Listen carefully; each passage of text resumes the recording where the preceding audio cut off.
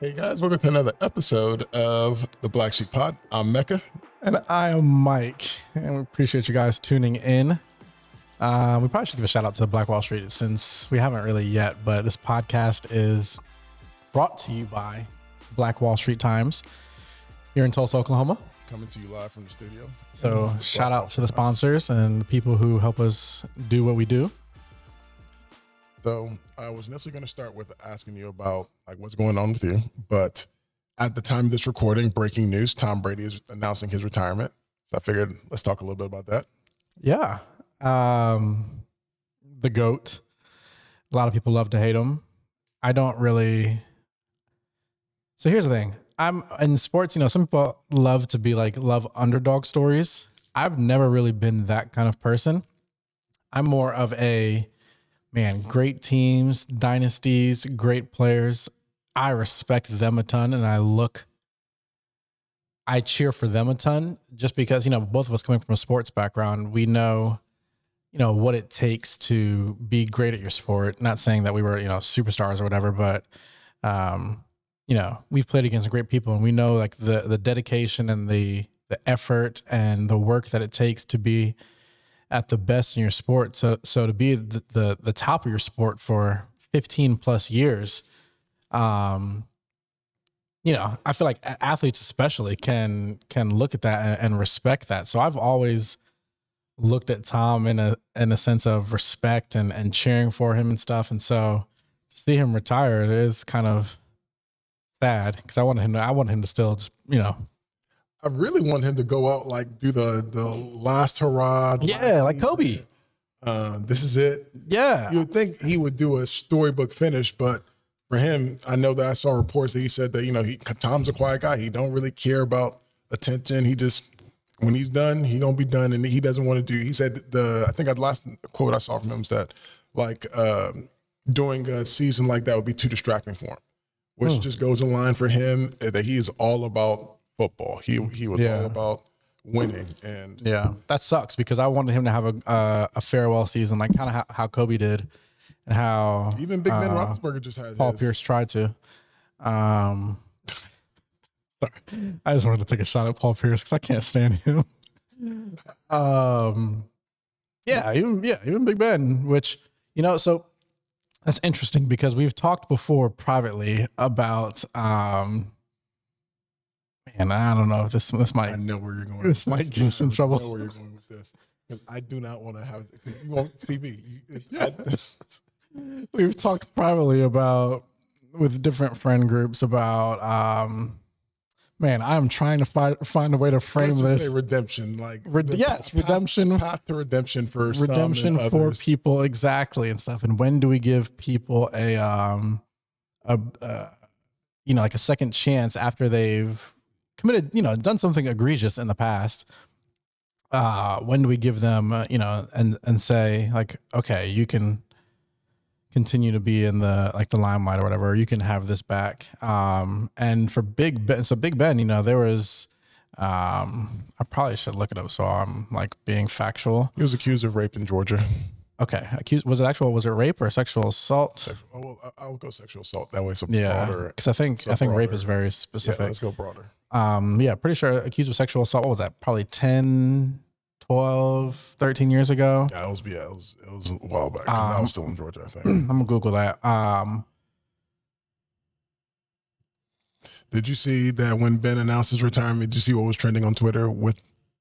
No. So along the lines of redemption, some people, never forget, and so Big Rape was trending on Big Grape.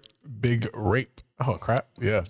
So what you're about to say is because I think that you're thinking that you're of the mindset that. Hold on. Okay, go ahead.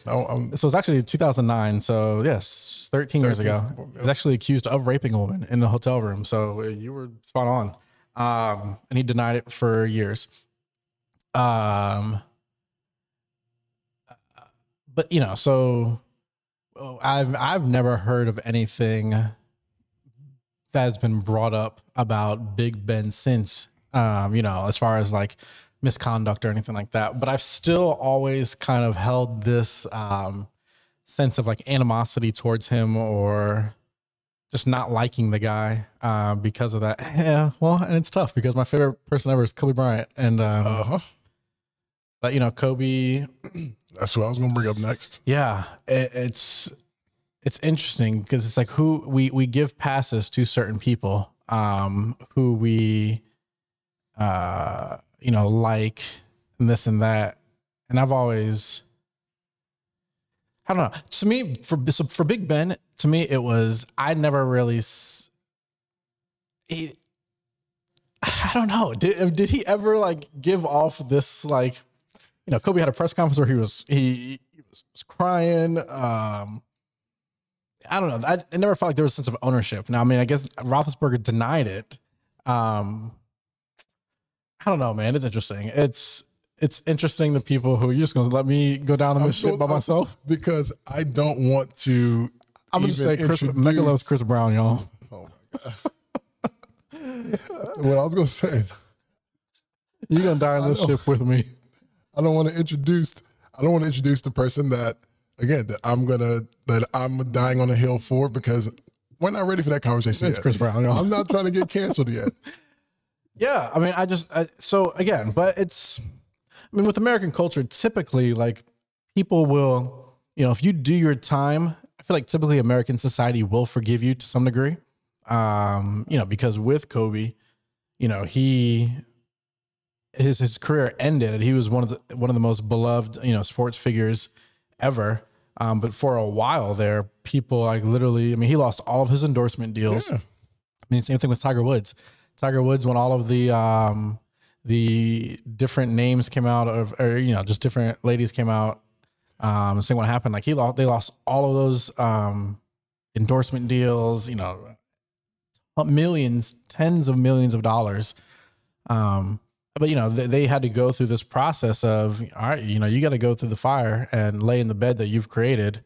And after a certain point, like if you're, you know, remorseful, if you try to be better and stuff like that, you know, eventually you're, you know, allowed back in society's good graces. So I will say that I think that because this is a conversation about cancel culture as well. Like, I think that if you do something egregious, if you do something, you should, you know, pay the consequences. But there should always be a way back for an individual. There should always be some form of, you know, if you, again, like you just said, if you are, you know, contrite, if you are like, you know, remorseful, you should find a way. You may not win back everyone that you lost. Yeah. That's a consequence. But I just don't necessarily agree with like, once canceled, always canceled, especially if a person is willing to make the adjustments, acknowledge they're wrong, and search for a better right. Right. It's like Michael Vick. Michael Vick's, and all these are all sports guys we're bringing up. But Michael Vick is a great example of, dude, I mean, so like Tiger Woods, you know, they just lost money, right? Kobe Bryant just lost money. Chris Brown just lost money. Michael Vick actually went to prison for 18 months. My eyes up.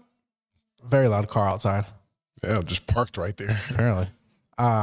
Michael Vick literally went to prison for 18 months for setting up a dog ring, dog fighting ring. And, you know, I guess I think initially I saw someone say the judge was more harsh on him because I guess initially he kind of like lied about it and, you know, that either he had like no involvement or this or that. And then as more information came out, but dude literally went to prison for it, did his time, came out, spoke against what he was doing. It's not allowed to own pets ever.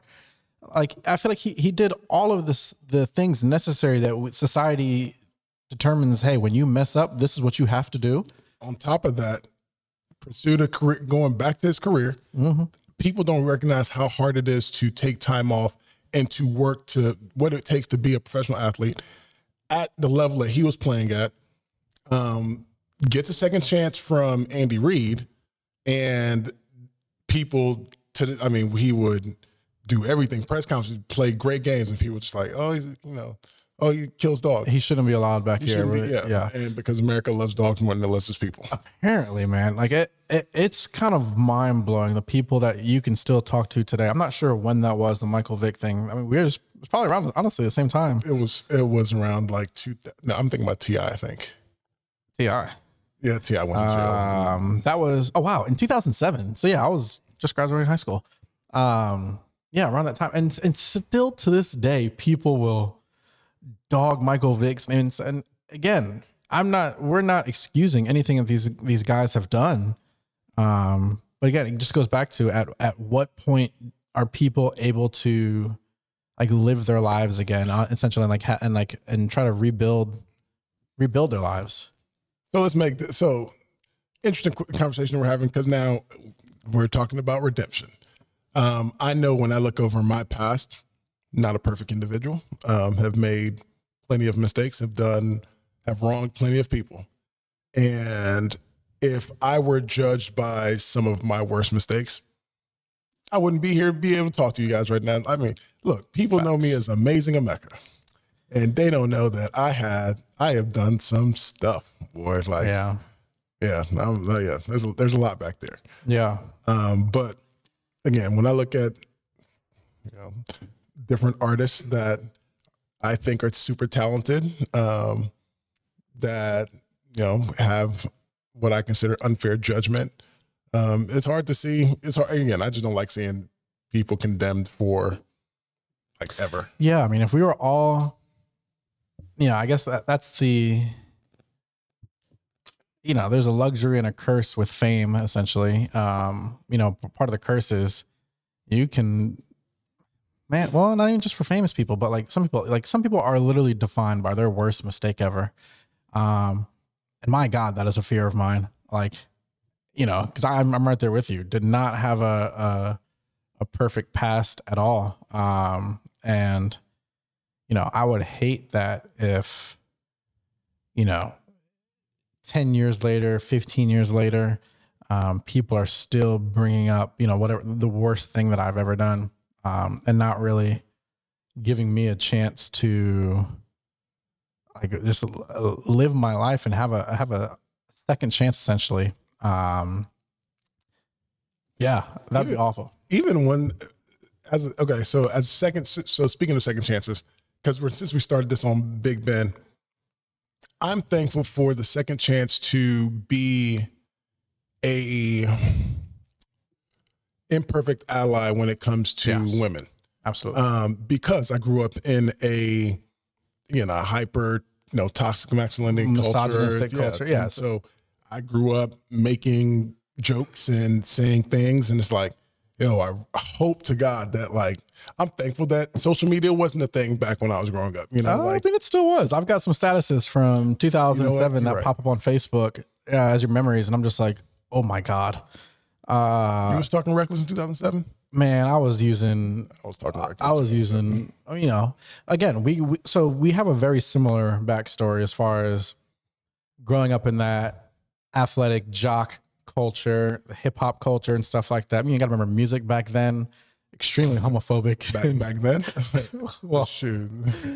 I mean, music that we listened to back then, artists we listened to back then, extremely homophobic in the lyrics and stuff. And so that's why, like, I'll see statuses that come back and say your Facebook memories, and oh my God, that was the line you picked out of the whole song? Oh man, the things that I would post, and I'm just like, oh. And then, I would see like public Facebook comments back and forth between like different girls' relationships and like friendships in my life. And I'm just like, oh man, this is awful. And so, yes, now somebody who has learned and is not as ignorant as I was back then, it gives us a chance to be, like you said, an imperfect ally. And honestly, like, I think every movement, and we've talked about this before in the past, but like every kind of like movement needs those like imperfect allies, right? Like people, like women they don't need a perfect guy to speak up for them. Because I'm gonna be honest, there probably aren't any like guys who have done it completely perfect. Ain't no perfect men out here. Right. But there needs to be like, there's a sense of also like, what what is maybe like fear or shame that may hold some guys back from being like, man, like I want to speak up for women and I want to, you know, say what's right is right and what's wrong is wrong publicly. But I know I've got a past and you know, that can be held against me. But every movement needs imperfect allies, right? I think that as men, again, like I said, ain't no perfect men. Being on the top of that totem pole, well, white men are at the very, very top of the totem pole. But being, I don't even know what I was about to say, man. I don't know. Never racing to it. Yeah, never mind what I was about to say. Let's go back to the sports thing because we started with Tom Brady. We trying to give Tom Brady roses, and then here we are talking about cancel culture and shit. Tom, not about you. Yeah, sorry, Tom. Yeah, we love you, but Tom's been perfect. Yeah, except for the Deflategate.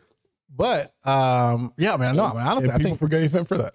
Right. I think cancel culture, it honestly is something because it's so prevalent in our society. And honestly, I mean, I feel like cancel culture is and I honestly, I kind of hate using that term cancel culture because I feel like it's 8 times out of 10, cancel culture is really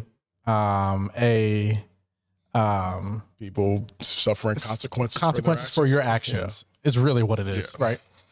Which to me falls under the umbrella of, oh, that's just capitalism that America loves so much, right? America is built on this capitalistic society.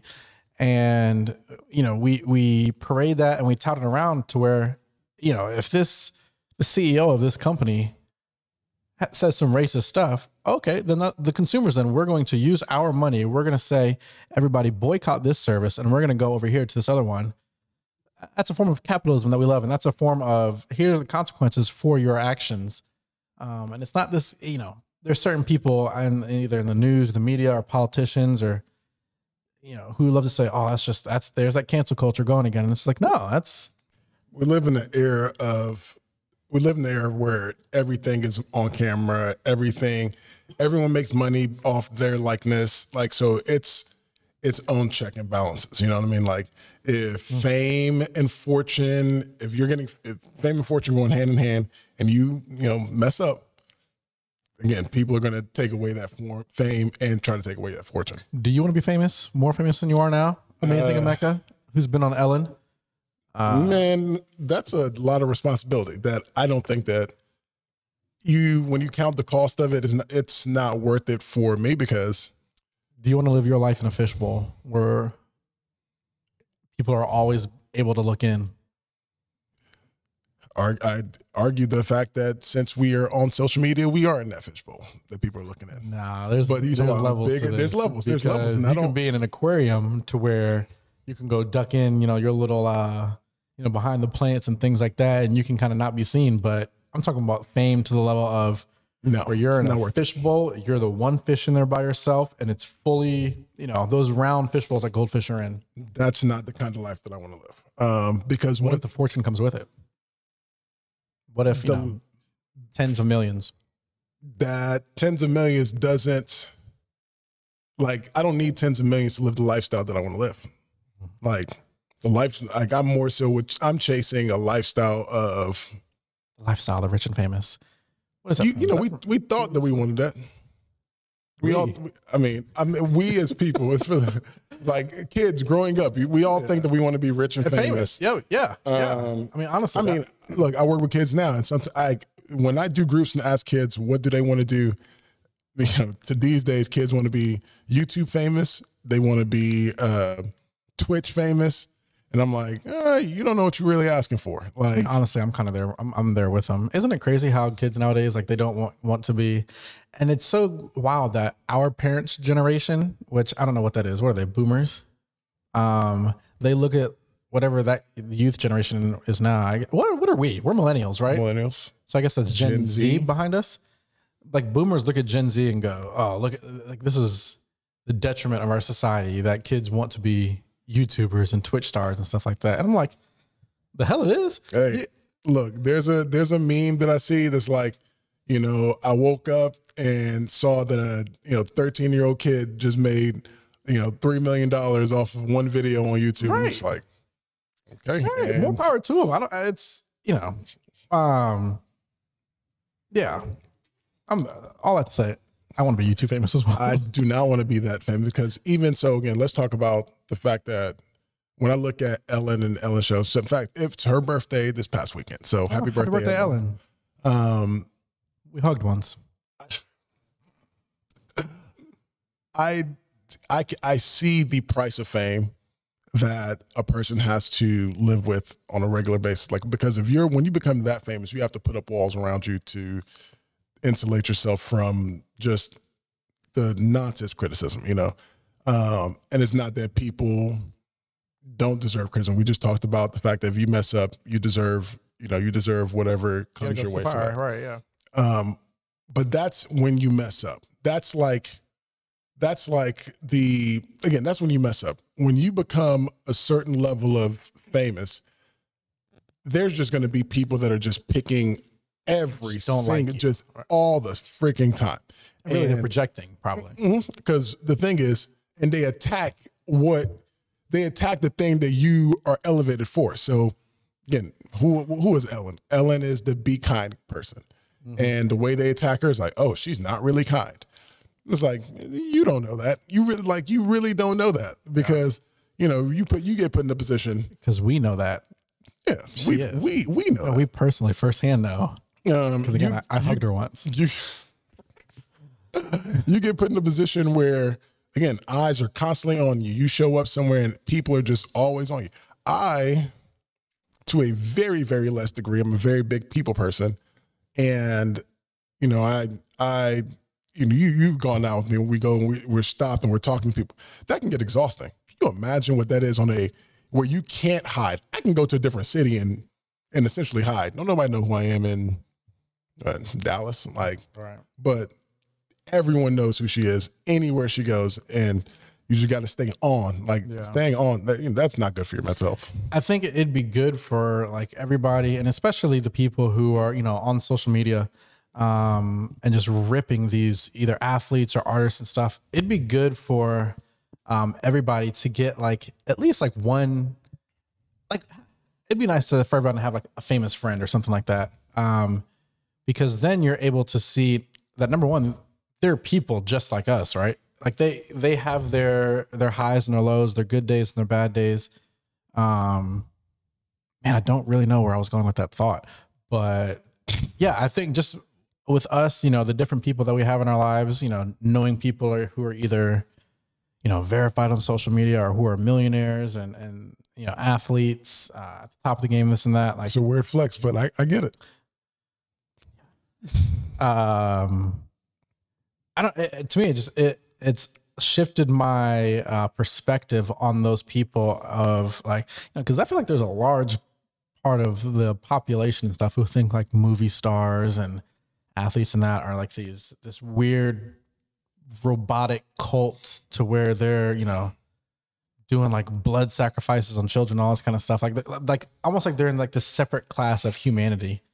And I'm just like, man, just, you know, if you ever get lucky to meet someone like in, you know, in that class, you'll see like, oh, y'all, you know, y'all just people like us, man. Interestingly enough, you know what? I am reading Will Smith's new book, his new book. Yeah. And I'm jealous. It's a great read. It's been a great read so far because he really takes you into who he is. And in one thing that I haven't finished reading the book, but I can tell you right now that we do not know who Will Smith is. Yeah. Like, if you have watched all his movies, if you have watched every episode of Fresh Prince of Bel-Air, if you have watched every interview he has done, I guarantee that you do not know who Will Smith is because as you learn in his book, Will Smith is a walking ball of insecurity. Yeah. And everything that he's done has been to basically combat that. Yeah. I watched The Making. I watched, he did, you know, YouTube series. So I am that person who I've watched all his stuff. I mean, Will Smith, behind Kobe Bryant, Will Smith was like my hero growing up just because I connected so much with him and more so his character on Fresh Prince. So like I love the guy, and I was watching his, you know, over the past couple of years, he's been going ham on social media. And on YouTube, he's created the show where he was making that book, and it was like an 8-week or 8-part series show kind of his process of making the book, where he would have, he has a writer help him with the ideas. Mark Manson. He would bring his family together for like readings of chapters to discuss it, to either scratch out certain things that they don't want to talk about, or maybe expound on certain other things, and the emotions in him, like where he would read chapters to his family and stuff like that. I'm just like, oh damn! Like, and he talks about the insecurity a little bit in there. It's very raw, and even better than reading. I'm listening to an audiobook, and he's reading the book, and so you got to think of, you're hearing him give it his emotions in it. What are you listening to that on? Audible. Does Amazon own Audible? Yes. Because I get these emails every other day. I have like 2 free credits from Amazon, my Amazon Prime, and I need to. Definitely. That would be one that's worth it. Yeah, man. I remember I've watched his video where he talks about the insecurity. I mean, there was a point, not to give a ton of the book away, but there was a point where he was just contemplating life in general. And that shit made me like tear up watching the YouTube video, because again, to me, it was because I connected with him so much. I just want to say again, that goes back to, people don't know what it's like to be rich and famous. They think that like you can't just buy happiness. You really can't. You know what's crazy is a story just came out. Michael Beasley, who is I think he's probably your age. He's like a year or two older than me. Yeah. Okay. Michael Beasley. I mean, he went to high school out east in the DMV. He's an NBA player. Yes, NBA player who's I think like 33 right now. But I like grew up with him, so I've always known Michael Beasley. Grew up with him in the sense of like he was in high school at the same time I was, both playing basketball. So he's kind of like an idol to look to, but not really. But he played for the Lakers a few years ago, probably 4 or 5 years ago, which is my favorite basketball team. And there was one game in particular where he is checking into the game and he still has his warm-up pants on. Like the game has already been going on. I think we're in the first quarter. He's going to check into the game and his warm-up pants are on. He looks down and, the Lakers are wearing their yellow uniforms and he's got black shorts on, and he looks, and the ref calls him in to check in the game. He walks in and he looks down and he has to run back to the locker room while the game is going on. Like in the middle of the game, he instantly turns into a meme where, he's getting roasted on the internet. I remember laughing hard at that. I did. Yeah. I mean, I laughed at it as a Lakers fan. I was probably embarrassed as a Lakers fan, to be honest. It was probably during a rough season. But, I laughed and giggled. I'm sure, I'm not going to absolve myself and say I didn't like roast him. I'm sure I probably shared some jokes about it. But he just spoke to, I forget which, it might've been like GQ Sports or something like that recently, like within the past couple of weeks. And he came out and said, man, I'll never forget that period of my life. Like, he was like, my feelings were really hurt by the world. He was like, at that point in my life, that was one of the roughest points of my life, because he had lost his mother to cancer at that time. And then that day of the basketball game, his cousin had passed away. And so he said, I didn't want to, I wanted to go and play the game because his mom had cancer. I think battled it for at least a year. And I remember him saying that he was always admired her toughness in that. So he's like, I wanted to be tough. So I went to the game and played the game. His cousin passed away and he's like, I was trying to be tough. He's like, but at that moment when I turned into a meme, when the world was laughing at me, he's like, that was an extremely low point. Going through the worst season of his and life. We're laughing at it. And I'm just like, and when I read that quote, I'm just like, oh my God. So again, that's where it comes into play of like, man, all of us like just learning that these people are people, humans. Yeah. They're going through the same emotions we are, the highs and lows. They make mistakes.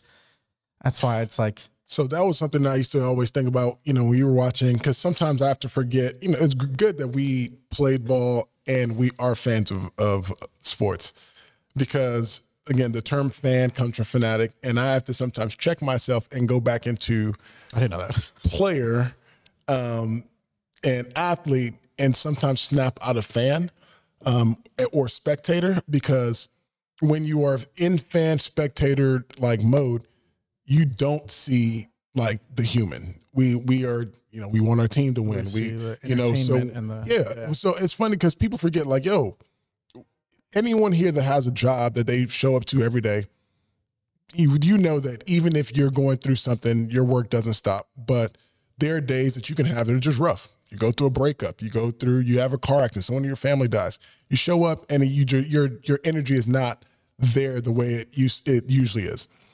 We've had athletes who, have had terrible games, yet we judge them on the game, not knowing what is going on in the background. I think, again, like when I think about the bubble with Paul George and him having like the different issues, like mentally that he was having. But yeah, we roasted him. Like, I mean, it's just tough sometimes when I snap out a fan into like, okay. I mean, to me, that was okay because he's a Clippers player. And so I'm just playing. Yes. Well, that's, mental health. It's funny that you say mental health because to me, that was something I kind of wanted to bring up and just, I had a question for you that I wanted to pose. Do you think the focus on mental health, so like our mental health is a very big talking point in society right now. You work, the question for you specifically was because you work kind of in that field. I'm in that field. I'm a therapist, but yes, go ahead. All right. Just like you're a journalist. Do you think the focus on mental health as a society right now is either like on a spectrum? Do you think it's not enough to where we don't talk about it enough as a society, or like it's just right, or we're kind of like are overplaying it and talking about it too much to where it's become like a buzzword and not really? Like, where do you think we are? Because I feel like COVID and quarantine and just these past couple of years have really shined a light on our mental health. I feel like a lot more people have mental health, not like issues in the sense of we just don't prioritize it enough as a society. So I think it's a function of all of those things you just mentioned. I think that, again, we historically have not given enough attention to mental health.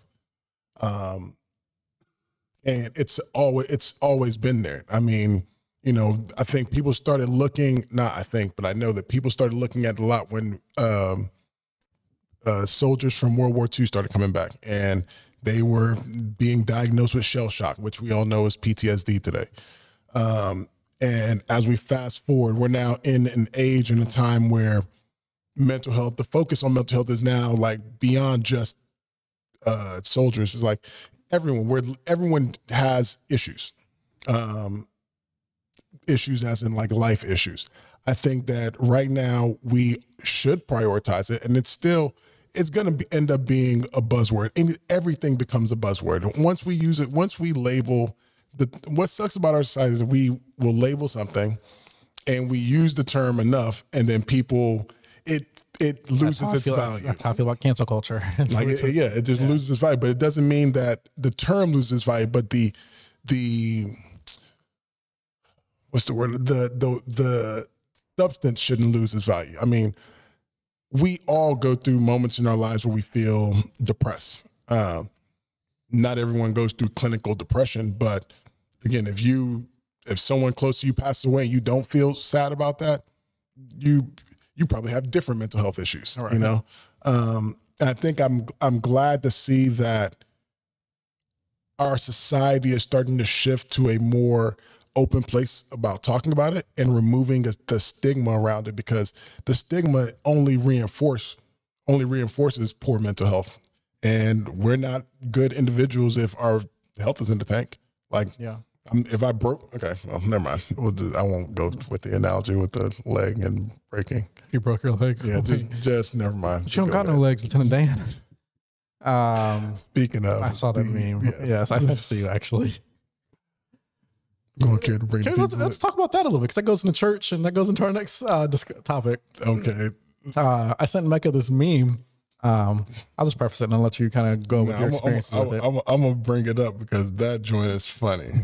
Okay. So there's this comedian. He's like a Christian comedian, but he's called Kev on Stage. And he had this meme where he posed the question, hey, what is the wildest thing that you've ever seen in a church service, like with your own eyes? And then Meka will read it. You gonna read it? I'm gonna read it. Here we go, boy. Let's go. You got this. All right. Don't mess up, because I'm gonna roast you. So someone responded. They said, "I was at a revival, and this preacher was healing people. Healing people's in quotes, right? In quotes. Yeah. Went up to this guy in a wheelchair with a blanket over his lap, down to the floor. The preacher screamed, "Get up and walk," and ripped off the blanket. The dude didn't have any legs. Boy, if that ain't. Oh my goodness. Oh man, if that ain't just evangelical Christianity 101. But just the whole revival. Look, I think we talked about this in like episode 1 or 2 or whatnot, but I've been in that situation. Just church experiences, just where, you know, you people coming up and just they're looking at the chair and there's like, oh yeah, in fact, great story. Guy comes up to me, tells me that he wants to pray for me.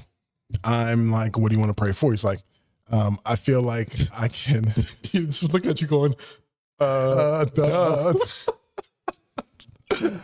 This man starts to rub his hands together and is telling me that he got fire in his hands. And that if he, you know, he's like, man, I've been in this country and I've seen these hands do work, you know. oh my gosh.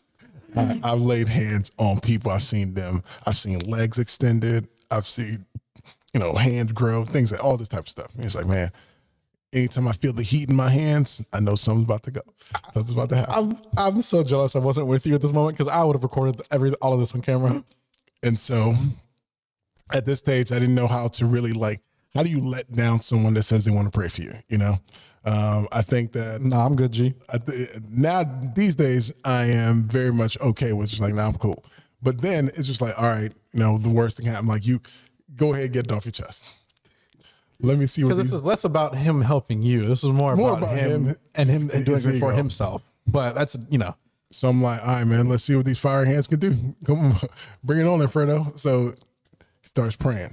And he's like, touching my hand, touching my head. I'm like, man, this man's hands is hot. Like, you've been rubbing for a while. They're like, these hands is hot. Like, so he, you know, get to the point of amen. And then he looks at me, he's like, how do you feel? Feeling pretty paralyzed, right?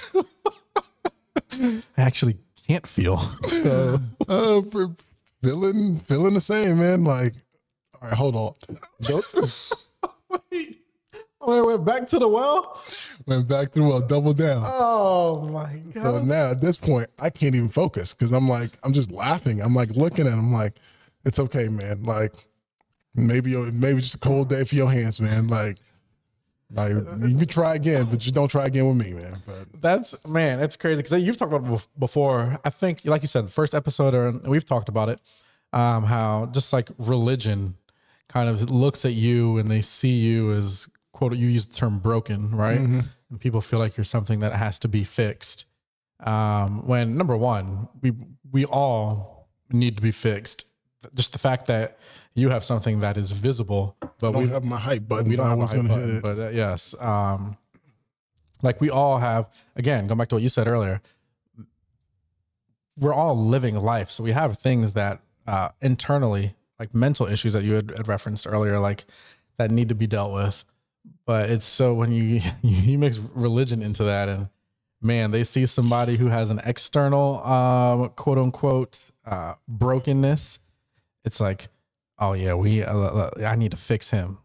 Last topic. Let's just say it like, because it's wrong religion, and let's talk about a national and local story. Because again, we as religious society, we can get things wrong a lot. Church gets things wrong a lot. Yes, we do. And so I don't think that I think this particular situation happened after our last recording. But our local church here, Transformation Church, Pastor Mike Todd, is a very famous pastor.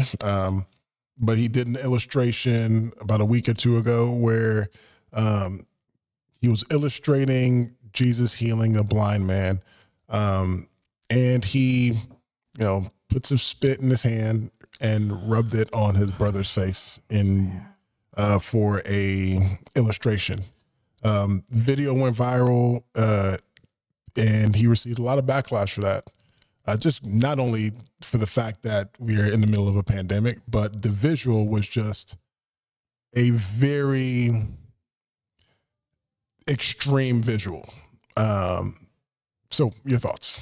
Yes. So you'd probably think I'm going to go like bring it up to watch it again, but I cannot watch no, it. No, not at all. My thoughts.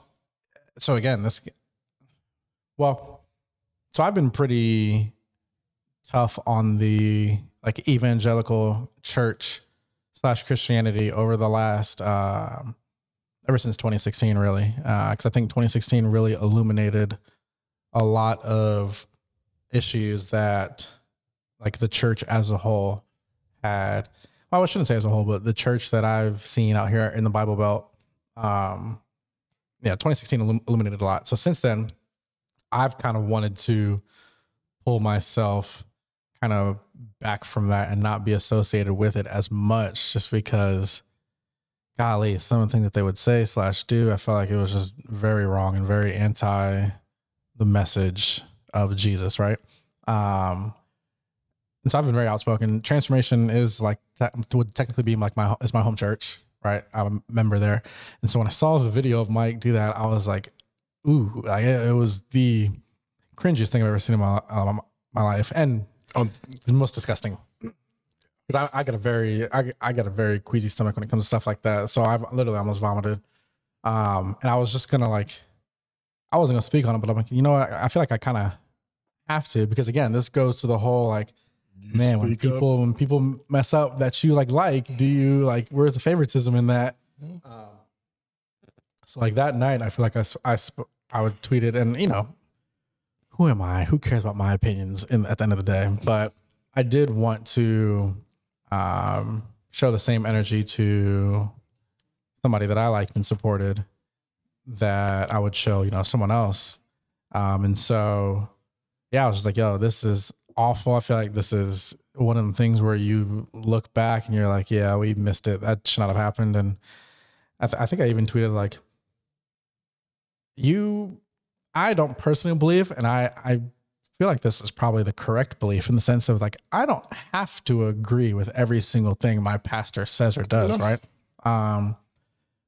Like, I feel like if you do, or if your pastor is telling you that, and I've seen videos of, you know, Jake sent us a video once, or of this like small church somewhere, where the pastor, going ham on somebody, just talking like, I'm the pastor, I'm the one in charge here. Like, you listen to every single thing I say, and this is like, that is a sign of a toxic leadership structure. Like, if you're at a place, and I'll just speak for the churches, like if you're at a church to where if you have to believe every single thing your pastor says, or regurgitate every single thing the pastor says, or like leadership at the top, I feel like that's an unhealthy. No, that's not a church. That's a cult.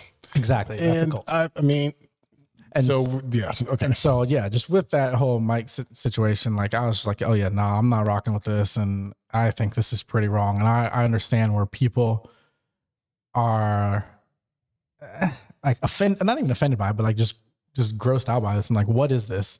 So honestly, I thought Mike and TC were going to kind of just let it blow over, because historically the church, the overall church of Christianity does not have a very good track record of, speaking to their wrongs or acknowledging their wrongs. Right. Mm-hmm. And like owning the wrongs. So I was like, oh, this is just gonna, you know, blow her. But honestly, he was blowing up like worldwide. It became a trending topic, like on Twitter, like the main trending topic, not just the For You section and stuff. And so, what was it? The next day, maybe like a day or two afterwards, he released a video, you know, on all the platforms, just saying like apologizing for it, saying, hey, hold on. There was no apology in there. I just want to make sure that if you go back and watch, like, not coming for you or him, just, it's an apology video with no real apology. It was an acknowledgement video. Yeah, an acknowledgement of that, hey, this is a distraction and we missed the mark and I went overboard, is what he said. I mean, did he really need, like, he didn't need to apologize to a viewer because he didn't do anything to the viewers, right?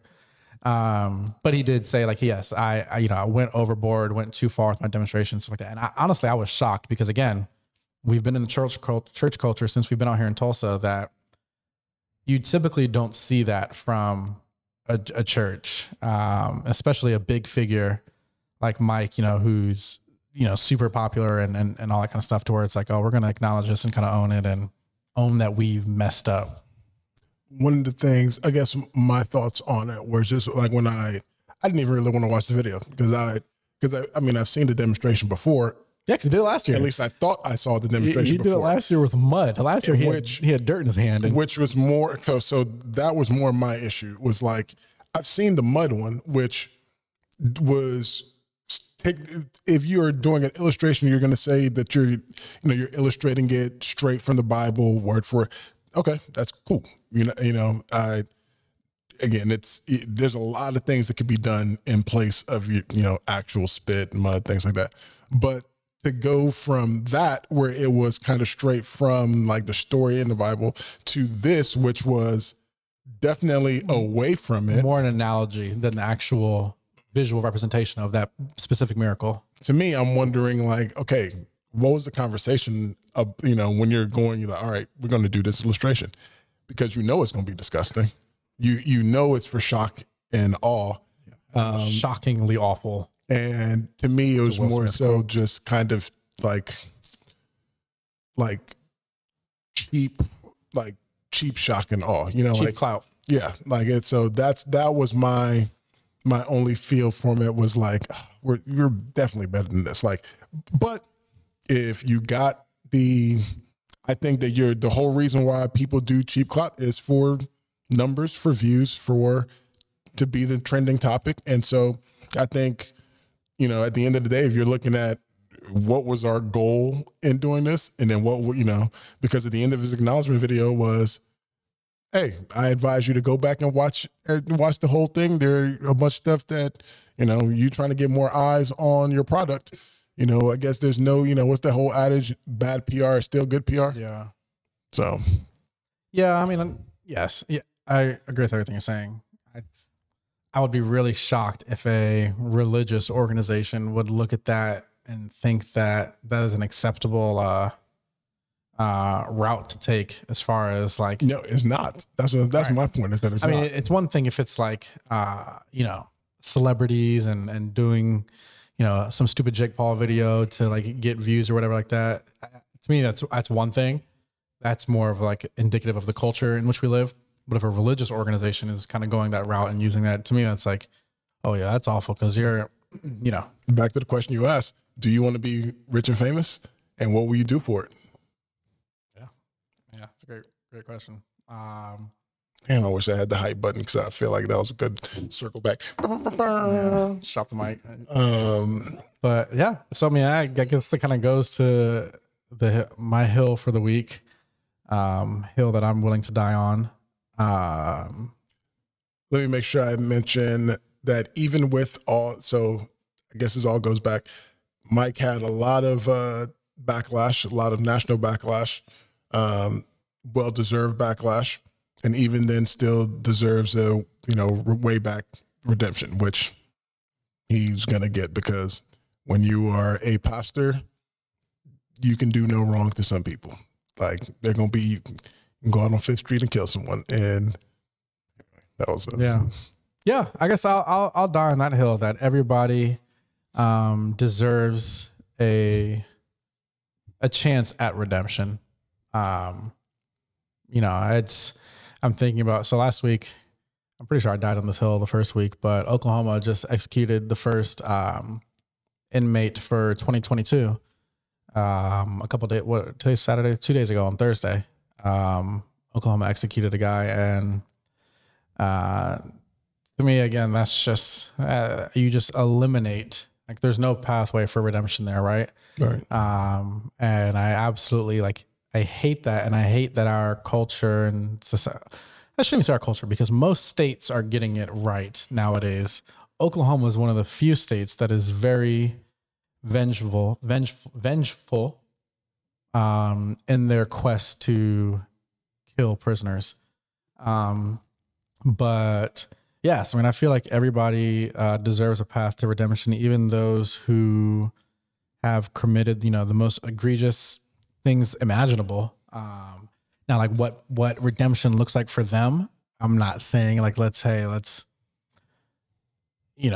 can be working member of society as if nothing ever happened. I'm not saying that, but like, man, everybody deserves a path to amend the wrongs that they've committed, right? I would never want to be held responsible for, or not held responsible, but I would never want to have, you know, the wrongs that I've done or the worst thing I've ever done held over my head my entire life or be killed for it. And so, yeah, that's where I want to go. Is everybody deserves a path to redemption. Can I We can join be on you the same hill. I think we were on the same hill last week, like Forrest and Bubba. I'm gonna join you on that hill, because even in my role of the job that I have, some of the clients that I have had done some of the worst things that you. Now, you're talking about your students or like actual people? Because I know your students have done some wild stuff too. Yeah, so no, both. Look, both. To be honest, I know people that have taken other people's lives. I know people that have beat up people, like have done some really awful things before the age of 16. And if there's no path for redemption, what am I even doing? Why do I even have it? Why do I even, if you don't believe that a person can be better than their worst moment, what are we even living for? So that's the hell that I'm willing to do. That's a great clip right there. Yeah. So that's where we're at. So we appreciate you guys Thanks tuning in. Yeah. I'm Brady's retiring. Brady's retiring. That's where we'll start and end with that. TB12 is out. But no, we appreciate you guys listening in, following along. Man, if this is on Facebook, definitely subscribe to the podcast tab on our page, because we have that now to where you can listen to these shows directly on Facebook. But share it, man. Give us a like. Tell your friends. Tell your mamas. And we'll see you guys on the next episode. Peace. All right. Later.